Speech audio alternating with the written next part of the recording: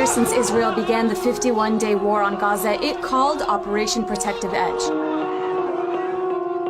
By the end, more than 2,200 Palestinians were killed, the vast majority civilians. On the Israeli side, 73 people were killed, 67 of them soldiers.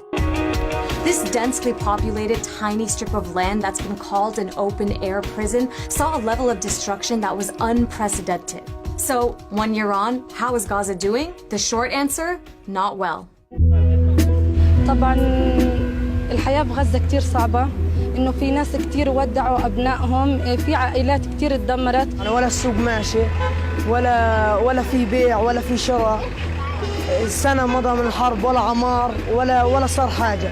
خايف ترجع الحرب كمان مرة وعشان يعني الوضع يتأثر والناس في ناس لهلقات مصابين من الحرب اللي قبلها.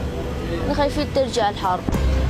Life in Gaza is pretty much hopeless for the 1.8 million people who live there. They're walled in by the Israeli army to the north and east, the Israeli Navy to the west, and the Egyptian army to the south. People aren't allowed to leave, and few can go in. This siege has meant that less than 1% of the construction materials needed for rebuilding has been allowed in.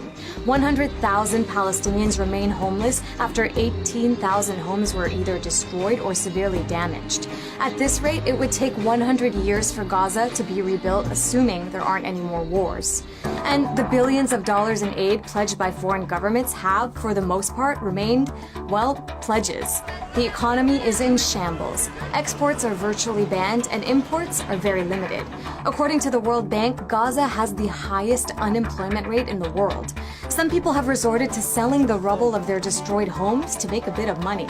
Poverty is so widespread that nearly 80% of the population needs aid or food assistance just to get by.